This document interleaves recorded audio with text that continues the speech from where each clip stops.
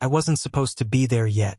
Jessica thought I was stuck in traffic, and honestly, I let her believe that on purpose.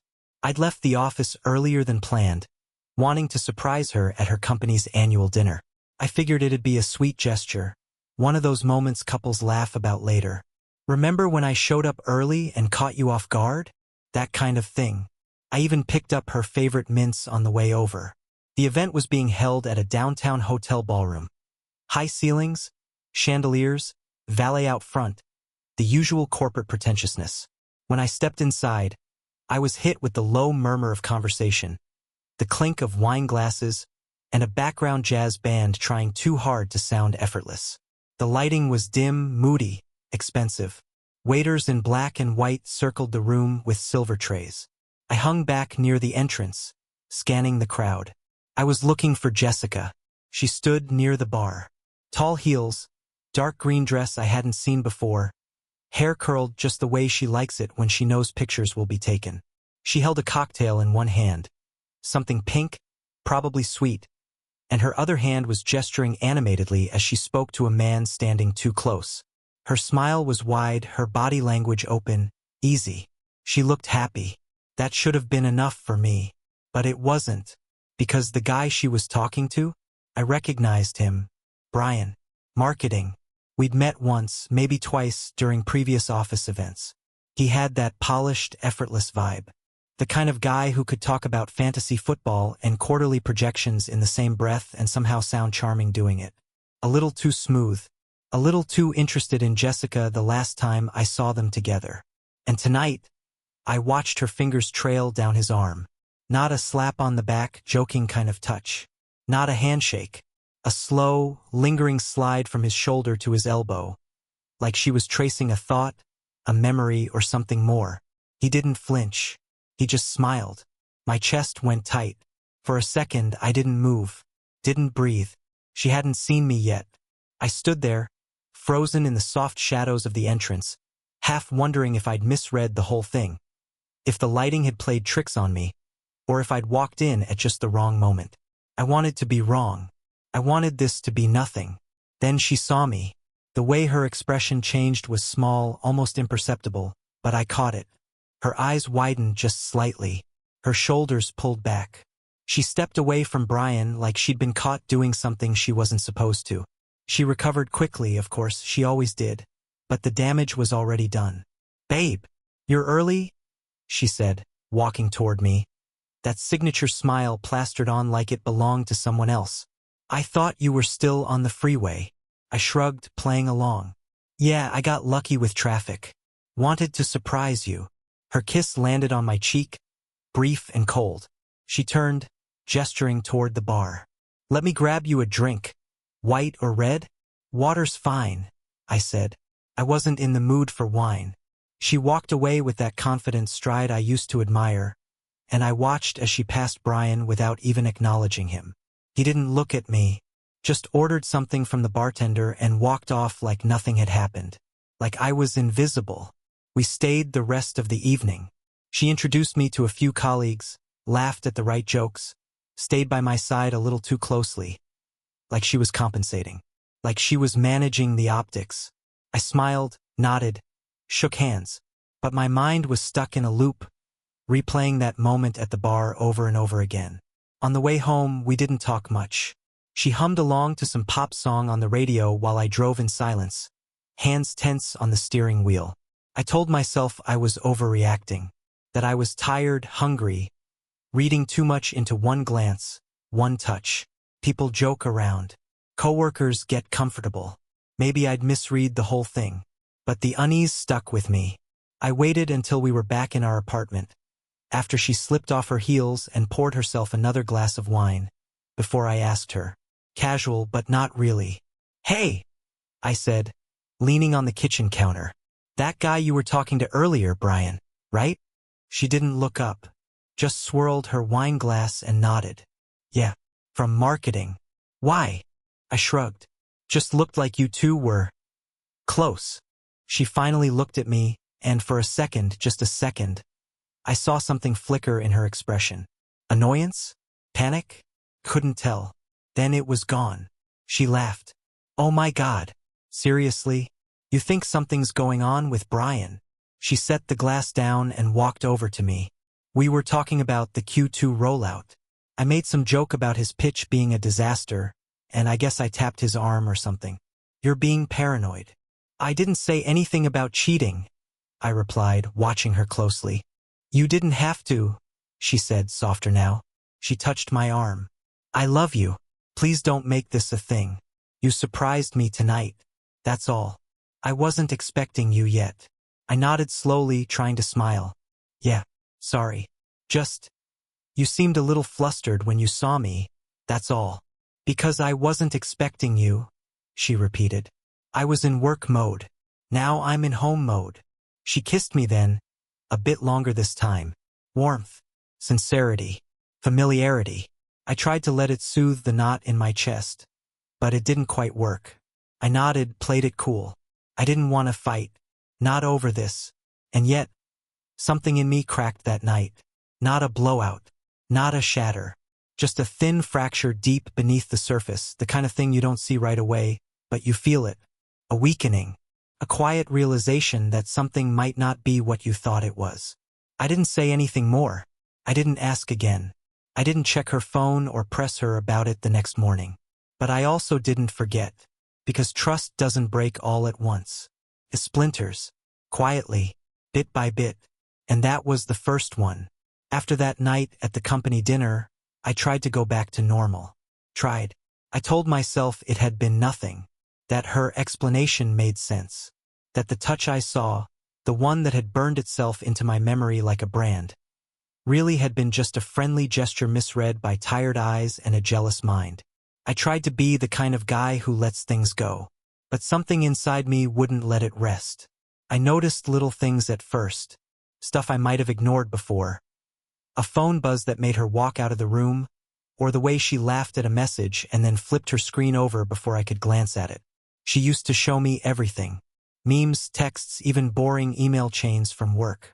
But now she'd started keeping her phone face down. Always. And when she showered, she took it with her. Not just into the bathroom, into the actual shower area. Screen tucked into the towel pile on the counter, barely out of the mist.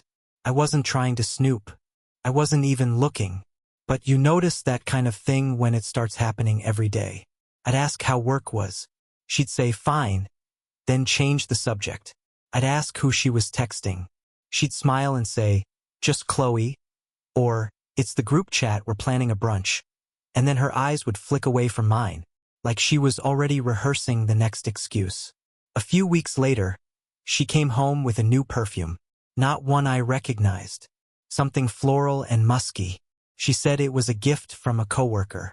One of the girls got it in a swag bag, she told me, tossing her shoes off and heading straight for the bedroom.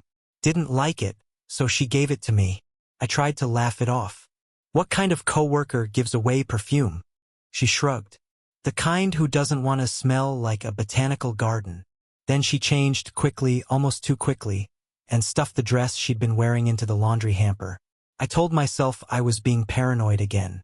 But the next day, I found the perfume bottle in the bottom of her gym bag. She hadn't gone to the gym that day. In fact, the gym had become one of her new catch-alls, one of the go-to destinations she'd use when she needed a few hours out.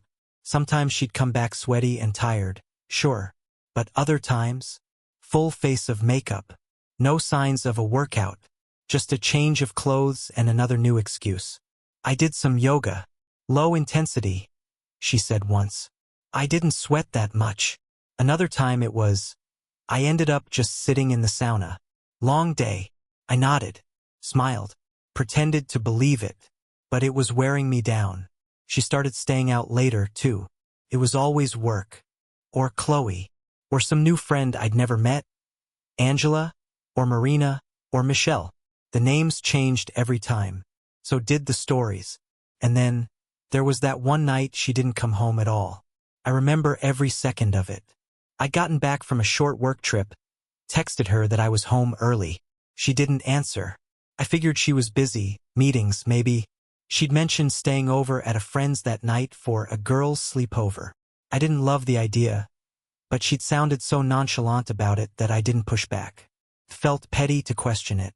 But when I woke up at 3 a.m. and she still wasn't back, and hadn't responded to a single message, my stomach dropped. She finally came home just before sunrise. Quietly, like she was trying not to wake me. Her clothes didn't smell like perfume, they smelled like laundry detergent and expensive shampoo. Fresh, like she'd just come out of someone else's shower. I didn't say anything that morning. She slipped into bed beside me, curled up like nothing had happened. She kissed my shoulder and said she'd had too many mimosas and just crashed at Marina's place. I said, okay, but something inside me shifted. That day, I checked her social media for the first time in years. Nothing unusual. A few selfies, a couple group pics, but something about them felt curated, sanitized, as if she'd handpicked the safest images to post. She didn't tag anyone anymore.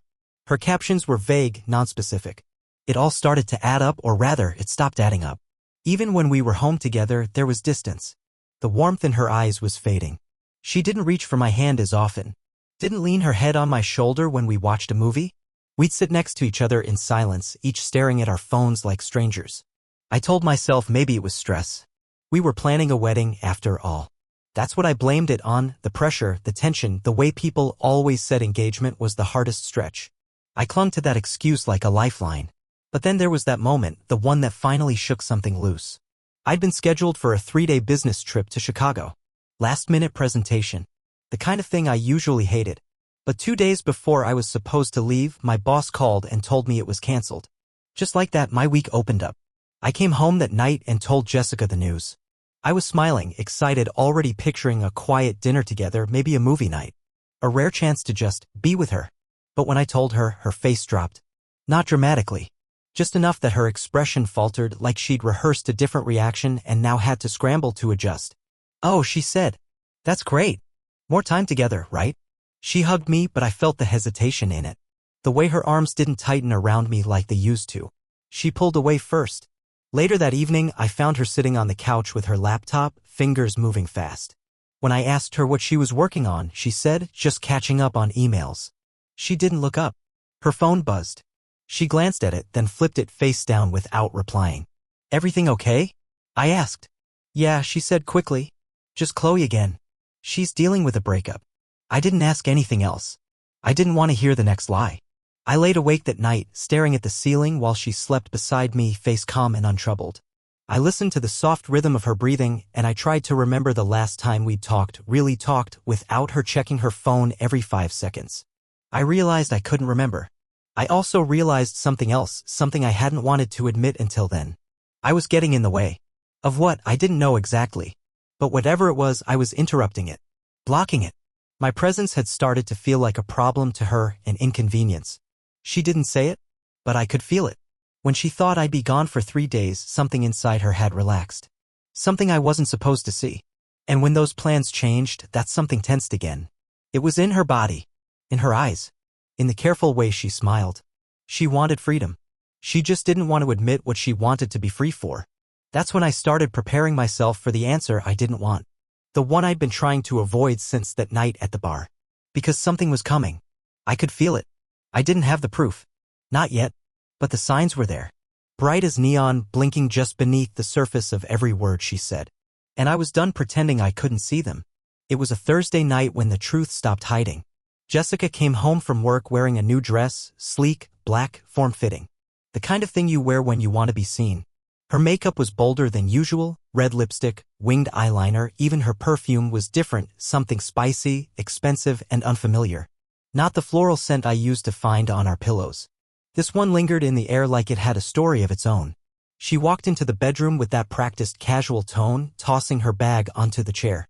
I'm heading out with Chloe tonight, she said, kicking off her heels. We're celebrating, I got promoted. I blinked. Wait, what? Since when? She smiled, too wide, too bright. Just finalized today. Senior campaign strategist. I tried to process it. That's great, Jess. Why didn't you call me? She shrugged, already halfway through changing into the black dress. It was a hectic day. Figured I'd tell you tonight. Then she added, just need a night with the girls to blow off steam. The moment she said it, my stomach dropped. Something about the way she avoided my eyes when she spoke. Or maybe it was that the celebration didn't have girls' night energy, not in her tone, not in her body language, not in the way she checked her reflection twice before grabbing her clutch. "You want me to drive you?" I offered, trying to sound casual. She was already halfway out the door. "Nah, Chloe's swinging by. I'll Uber back." "Right?" After she left, I stood in the living room, staring at the door like it might swing back open. I waited a few minutes, then opened my laptop. I didn't have a plan, not really. Just instinct. A slow-burning gut feeling that had been building for weeks. It pushed me to open our shared cloud account. The one she'd forgotten was still synced to her phone. It had her location history. The last few weeks painted a different map than the one she'd told me about. Restaurant names I didn't recognize. Places in neighborhoods we never visited. One address in particular kept popping up, a house out in the suburbs tucked at the end of a quiet street near a golf course. Not Chloe's place. Not Marina's. Definitely not the gym. And tonight, as I watched the little blue dot on the screen update in real time, I saw her go there again. Not a bar. Not a restaurant. A private home. That was all I needed. I grabbed my keys and left without even locking the door. The drive felt surreal. My hands shook on the wheel, not from rage, not yet, but something colder. A kind of focused dread, like I already knew what I was about to see and just needed it confirmed. The streets blurred past. I didn't feel the cold. I didn't feel anything. When I pulled up to the address, I turned off the engine and sat in silence. Her car was parked 2 spots down. I knew every scratch on that bumper. The porch light was on, soft and golden. Through the upstairs window, a faint glow spilled out, the kind of light that could only be coming from a bedroom. Curtains drawn, but a shadow moved past them once, then again. I didn't knock. I didn't march up or cause a scene. That wasn't the plan, and honestly, I didn't trust myself not to fall apart. I stayed in the car. I watched. An hour passed. Then another. At some point, I started counting her lies, one by one, just to stay grounded. Chloe. Gym. Work dinners. Promotions. Perfume. Sleepovers. My jaw ached from how tightly I was clenching it. Then the door opened. She stepped out, laughing at something on her phone. Her hair was down now, it had been tied up earlier. Her lipstick was smeared faintly. Her heels clicked softly against the concrete as she made her way to her car, texting as she walked. She didn't look back. Didn't even glance toward the second-story window or the man who was now silhouetted in it, watching her from behind the curtain. I ducked down instinctively, heart pounding, though I don't think she saw me. She got into her car and drove off. I waited until her taillights disappeared before I pulled out and headed home. I got there first. The house was quiet. I left the hallway lights off. I sat on the edge of the bed in the dark, waiting. When she came in, I didn't say anything. She walked past me toward the bathroom, humming softly like nothing had happened. When she leaned over the sink to wipe off her makeup, I could see the edges of a hickey just below her jaw, barely hidden beneath concealer. She didn't smell like me. She didn't even look at me. "Long night?" I asked. She jumped, not realizing I was still up. "Yeah," she said quickly. Lost track of time. Chloe's boyfriend showed up and started drama, so we left late. I nodded. She kissed me on the cheek, already halfway through her story. I didn't say a word. Not yet. I just looked at her. Because now I knew. There was no doubt anymore. No maybe or what if. Just the cold, hollow certainty of betrayal. And that certainty is a kind of grief all its own. It doesn't scream. It whispers. I didn't sleep that night. I lay awake, eyes fixed on the ceiling, listening to the rhythm of her breathing as she slept beside me like nothing was wrong.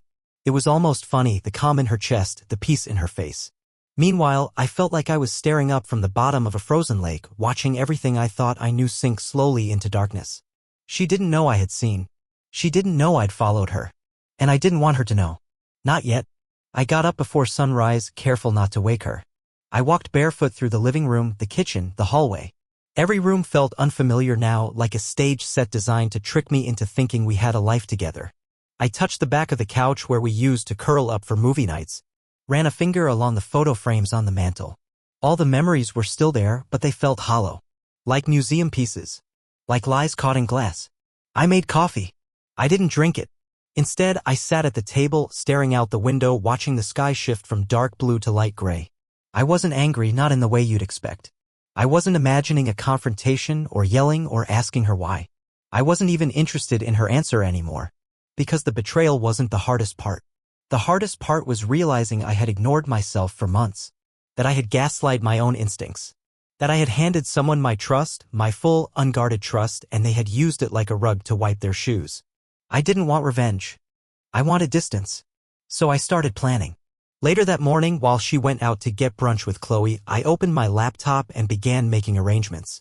I wasn't sure exactly what I was doing yet, just that I had to go. Not with drama. Not with fireworks. But with precision. With control. Quietly. The first thing I did was pack away my important documents, passport, tax forms, medical records. Things she wouldn't notice missing. I stashed them in a messenger bag and slid it under the back seat of my car. Next came the money. We had a joint account. I'd never touched it without talking to her before, not once in 4 years. But that day, I transferred exactly half to a new personal account I set up at a separate bank. Fair. Clean. No accusations. Just lines being drawn. Then the lease. We'd been planning to move after the wedding. The current apartment was under both our names, but I'd been the one handling the paperwork. I emailed the landlord. Told him we wouldn't be renewing. Gave my notice. Said it was personal. He didn't ask questions. Every step I took felt less like betrayal and more like survival. And the final step? That was the letter. I typed it out in a Google Doc first, rewriting the same lines over and over until the tone felt right. Not cold. Not cruel. Just final. It read, Jessica, I know. You don't need to explain. This isn't about punishment or revenge.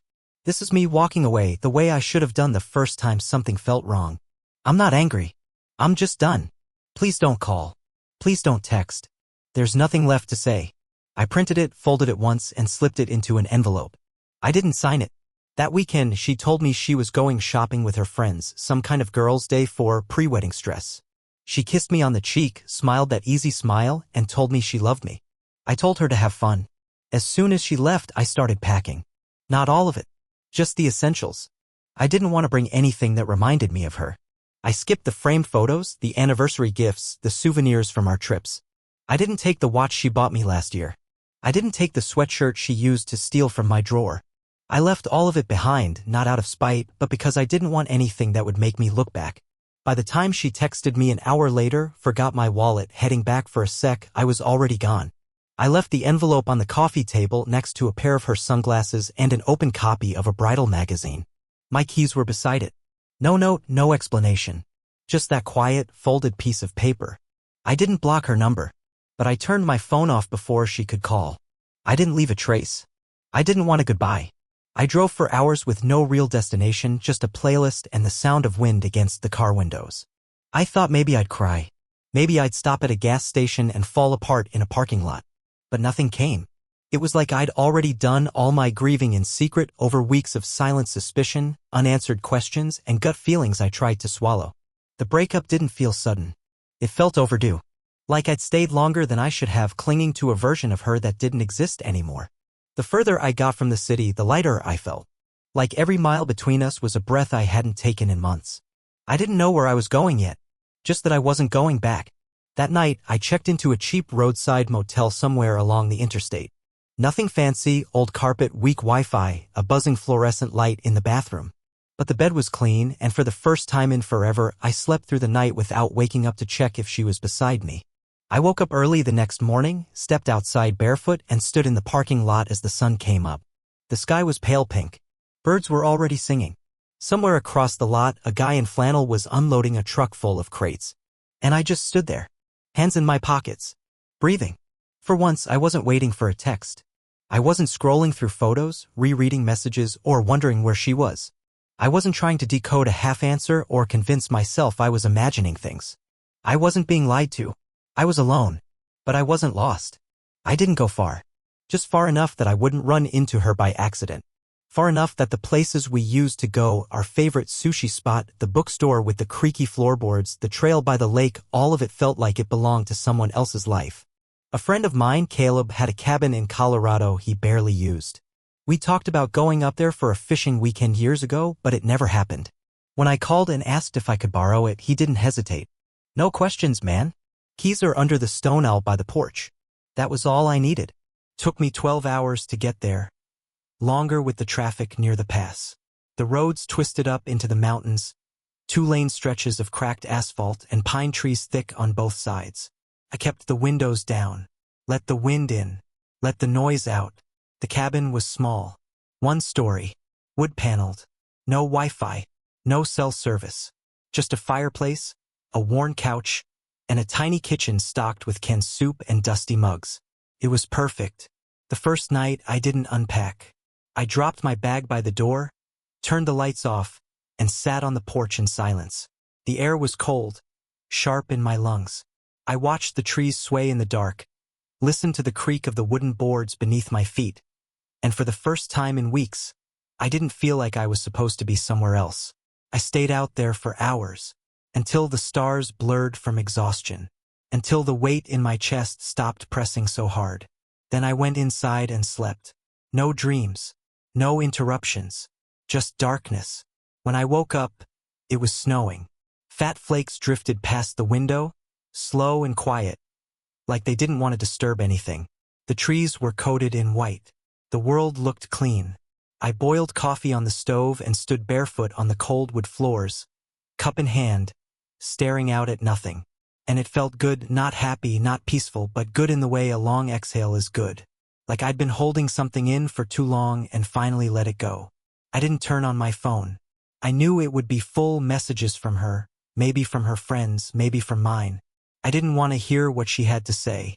Not the panic, not the guilt, not the sudden apologies that always seem to show up after consequences do.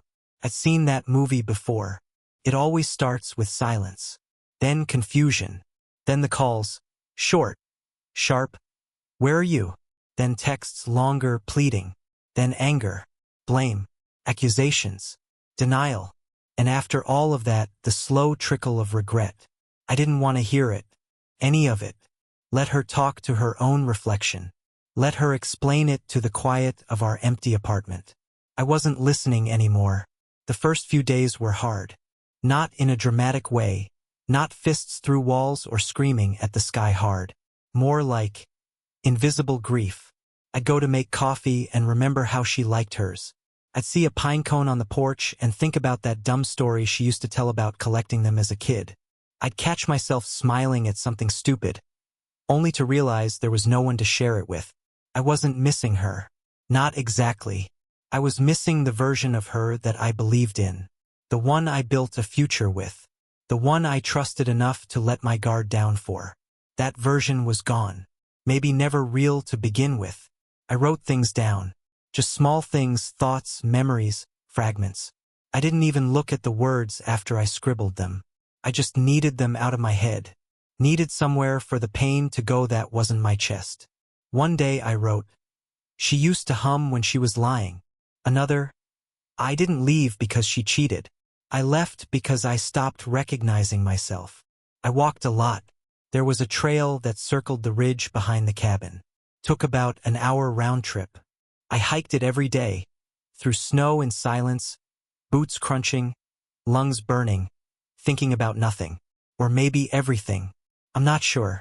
I didn't cry. That surprised me.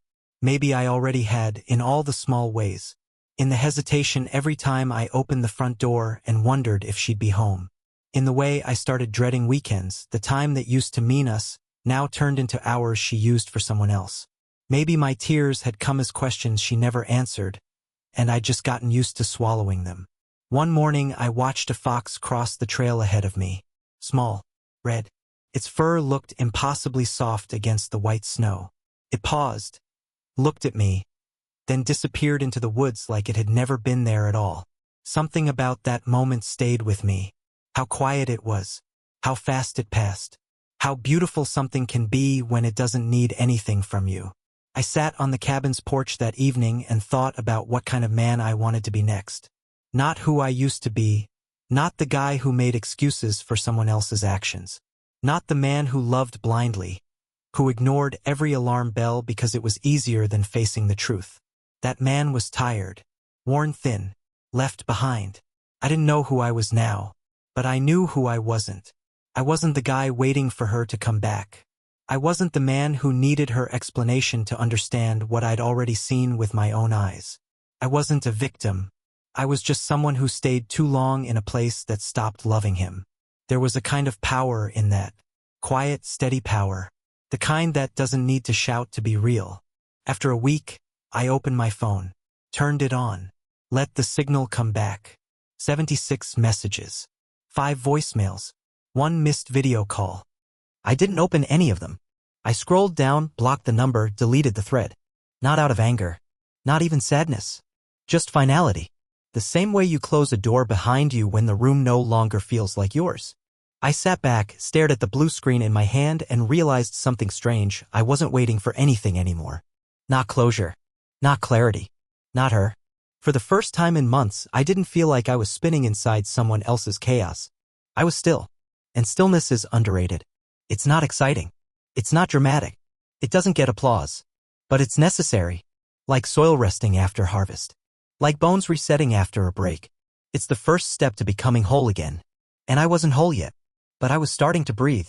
After the second week in the cabin, I felt something stir, not energy, exactly, but restlessness. A quiet urge to be somewhere familiar, not because I missed the past, but because I needed to remember who I was before it all unraveled. So I drove back to my hometown. 4 hours of empty highways and old rock songs until I pulled into the driveway of the house I'd grown up in. My dad's truck was parked where it always was, half on the grass, always slightly crooked. The porch light was on even though it was the middle of the day. He still did that. Just in case, he used to say. He opened the door before I could knock. No questions. No dramatics. Just a simple, "You look tired. Coffee?" I nodded. We didn't talk much that first day.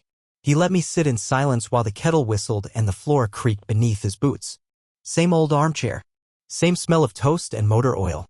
That house hadn't changed in 10 years, and somehow that was exactly what I needed. On the third day, I told him everything. Not in one burst. Just little pieces that came out between sips of coffee and long pauses. He didn't react much. Didn't offer advice. Just listened like it was his job. When I finally finished, he leaned back in his chair and said, "Sometimes we ignore the truth because we're too busy hoping the lie will fix itself." That line stuck with me. He didn't call her names. Didn't tell me what I should have done differently. He just said, "You're not broken. You're just awake now." And that was it. When I left my dad's, I didn't go back to the apartment. I never intended to. That life, the one with the wedding plans, the joint calendar, the matching coffee mugs, it didn't exist anymore. It never really had. I spent the next week cutting ties with quiet finality. Closed her joint Netflix. Moved my remaining funds to a separate bank. Switched my number. Deleted her contact. No parting message. No dramatic send-off. My phone, once buzzing with apologies and accusations, went silent. I didn't read the last messages she sent, but the previews told me enough, everything from "I'm sorry" to "You're a coward" to "We can still fix this." But it was too late for all of it. I wasn't looking for revenge. I wasn't hoping she'd suffer. I just wanted peace. I didn't know what came next. I didn't have some neat new identity waiting in the wings. But I knew what I was done being, the guy who kept waiting to be chosen. The man who made excuses for disrespect and called it love. I stepped outside my new place, a small sublet in a quiet neighborhood, and the air felt sharp against my face. Cold, but clean. I wasn't happy.